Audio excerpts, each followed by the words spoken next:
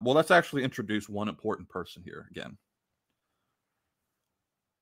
Moving back a little bit before the time of Abelard that we're speaking about here, to the mid 11th century in Normandy, to the Abbey of Bec, chartered by Saint Herluin, where under his care an intellectual named Saint Lanfranc was trained, and through the reputation of Lanfranc's learning, the Abbey of Bec was placed on the map. Subjects including the curriculum were favorites of Lanfranc were none other than the classic trivium. Lanfranc himself would go on to defend the classic notion of transubstantiation against Berengar of Tours, and he sort of gains this reputation for Bec. And the reason I'm turning to this is twofold. One, I want to situate here at this time, at this place, one of the pivotal shifts from antiquity to the high medieval period, because one of Lanfranc's contemporaries was none other than the great Anselm.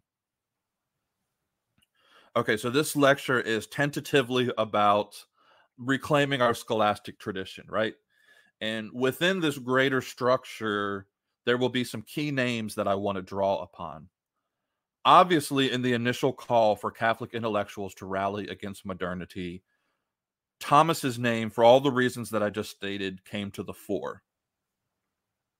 But other names, in my oh so humble opinion, need to be added to this canon of recovery, especially the names that Holy Mother Church itself has declared doctors as teachers of the sacred, most prominent for fruitful studies. And Anselm is counted very early on among those names. Anselm of Canterbury declared a doctor of the church in 1720. He was the third among these scholastics to be declared so. He's known as the Doctor Magnificus, that is the magnificent doctor, as well he's known as the Doctor Marianus, the Marian doctor. He is one of three names mentioned in Aeterni Patris, and he's one that is so often overlooked in these conversations. I, for one, love Anselm. He had a great influence and effect on later thinkers, including very much so Bonaventure and Blessed John Duns Scotus, and he really isn't given the credit I think that he deserves. He's one that you students and lovers of theology out there, I think, need to return to as a primary source, because it's from Anselm that we get, again, in my oh so humble opinion, when it's buttressed by John Duns Scotus later, you get, I think, what is like the great argument for God, what is referred to at a later period as the ontological argument. It's admittedly a much maligned due to it being much misunderstood and misrepresented, but when you actually get at what Anselm himself was getting at, it's quite a lovely little way for the believer to express God as necessity. Is it best for countering an atheist? No, probably not. Actually, not really at all. But the question then becomes, should that be the primary concern of the Catholic theologian? And honestly, I don't think it should be.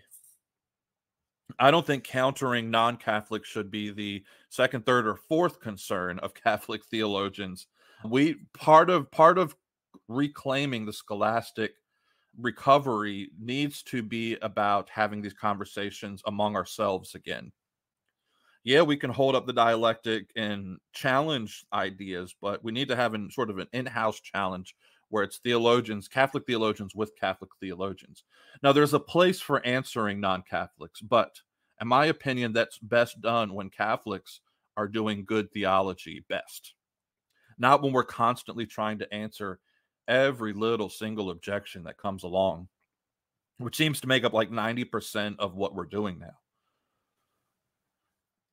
I mean, okay, maybe not 90%, maybe an exaggeration, but it gets in the way of us doing good Catholic theology. But that's kind of a talk for another day. So Anselm, he also paves the way for later developments about the Blessed Virgin Mary's Immaculate Conception. And he gives us some really great insights about the incarnation and about the atonement that surprisingly hadn't been considered much in the patristic era. You will find that in his work, Cura Deus Homo, Why the God Man. I have some selected works of him on my shelf that I reference. I would love to see him. I'm going to go through some references here at the end, but I would love to see Anselm picked back up and re-engaged.